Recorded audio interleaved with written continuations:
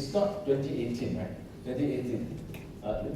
What about 2028? What about 2038? What about 2048?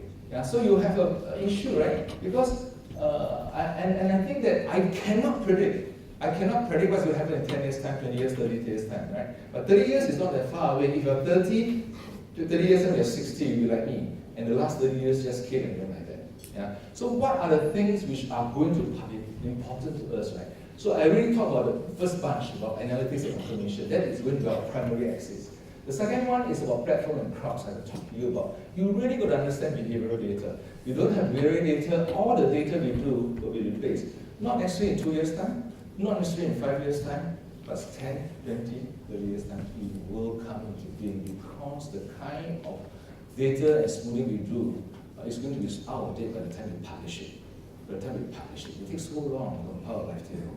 But pricing, valuation, and product design is going to be based on dynamic data. And when the regulators change, it will be a reflection of the industry change. When industry change, it will change very quickly. Yeah. The second bunch is about longevity, sustainability, genetics, right? Can you imagine, right? In terms of underwriting, the improvement in genetics and how well we can have a good sense of a person's expected longevity. So where is pooling when you have a good sense? Except for accidents, you know roughly how a person is going to decline on an individual basis, not just age, sex, and smoker and non-smoker, but on an individual, because you have all the data, social, behavioral, wearables, health, medical reports, prescription, the food you take. So how are we going to do that, right? And autonomous vehicles, it's going to be in Singapore in 10 years, 15, 20 years time. That is not a question at all, right? It's not a question. So is it a big deal for Chieh? Not really. You just change the policy contract, right? It's not a big deal. But what is a big deal is the number of accidents are going to shrink from 100 to 10. So the risk pool is going to shrink. So what do motor insurers do? That is the question. Not so much of reorganizing the contract. Same with life, yeah? So the whole fundamental challenge to what we build or the whole industry about will be challenged, right? Climate change, another interesting area. Many actuaries are working there. Many actuaries are working there in the UK and US. Something for us to look at. Smart contracts and blockchain, right? I since I left NTUC to become a full-time retiree, I had to fill up forms, right? And it's crazy, you know, you just fill up forms for gyro, it takes 6 weeks, and then you fill up the same forms for applying certain contracts, then you apply another set of forms for the same bank to open a safe deposit box. I mean, it's crazy. But what you need is just one know your customer and the price of everything in Singapore. Your address doesn't change, right? Should you lock it up? But we have great legacy system. A spot chain, blockchain will be an answer to that. So where are we on that? And life insurance contract, as we know today, is too opaque. Nobody understands it. Even the actuaries don't understand it. All this with profit bonus and how they declare bonuses and all that. And UK is gone. Yeah, pension scheme in UK is gone. But they're still selling a lot of this. So the whole life insurance contract has to be deconstructed to understand the essential elements of savings and behavioral finance. And how can we do that? The last one is about revolution in personal GI and also health, because health is a big thing. So the impact is going to be massive over the next 30 years. I chose my words carefully because in 3 years' time, the company say it hasn't changed yet. It's probably true. Yeah, but I'll tell you about how the tyranny of time can creep on us, and that will bring us to the actual conundrum. Because this dimension of time is an interesting one.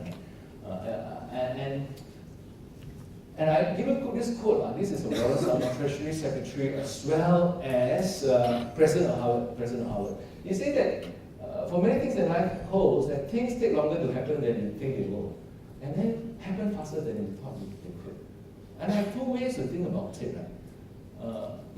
Right? In Prudential at the time in 1998, 1999, we were very afraid of alternative distribution system. So people will come and disrupt our agency force, and then if you don't even have bank assurance, you're starting with Stand Chart. I thought that digital will in Singapore in the next 10, 15 years, but it isn't.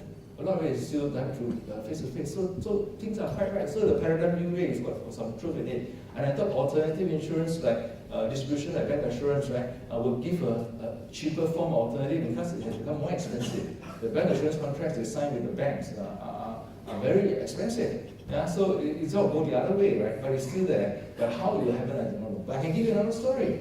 In 2007, when I just started in income, you have companies or shops like Virgin, HMB, what's the third one? HMB, Tower Records. Yeah, you remember it's 2007, but today where are they? They're no more already, but it's only 10 years ago. Because iPhone was launched in 2007, after that Netflix. And it just happened, just like that. Just like that. So 2 months ago I was in China. So my guy and also a friend told me that their house don't have keys, they only use fingerprint. Oh, I said that, okay, but I said it's not a big deal, because my laptop I also use fingerprint, my iPhone, that's not a big deal. Then I realized that if I'm a locksmith in China, it's a big deal, right? If I'm 55-year-old, there are enough old houses can do. But if my father want to hand over the business to me at 25, I say SHIT, right?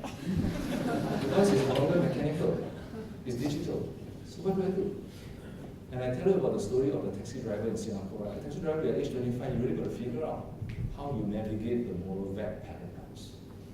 Because the answer will be different for different ones. So it's a big issue, right? It's a big issue for those who are affected. So of course, if you're not affected by the industry, then you are okay. You are okay.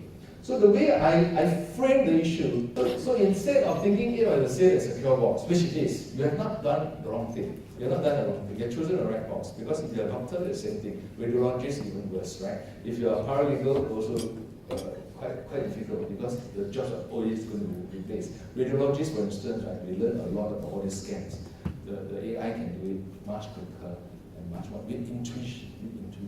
Because they will have a database. This guy has cancer, cancer, where is the growth? Very fast. So no point studying radiologists for it's a long course, right? Paralegal as well, tax cases, all gone, right? So the question is, therefore, the safe and secure box you have, you must turn it. You must turn a safe and secure box as a springboard for the future. Because things are going network, less analytical, dynamic, multidisciplinary. So what I suggest, you change the springboard to the future, and then therefore you can expand into various domains, various domains. And I will talk about the new skill sets, right? These new skill sets, they're not exactly, this is not exactly an original slide. You think about it, it's quite logical. But I organize it in a way which is useful for actuaries with your mentality, because I know that you guys are serious people who want to do well in life. I use the word mentality, like Asians mentality, and you can apply the growth mindset which you have to learn all these new things to make sure that you can remain as an economic actor for a long time to come. New domains, automation, analytics, platforms, crowd, genetics, autonomous climate change, smart contracts. You can go down to the books, right? You can look at the fourth industrial revolution published by World Economic Forum and all the jobs we identify, new competencies required. But I curated it. I curated it in such a way that it makes sense for actuaries working in Singapore.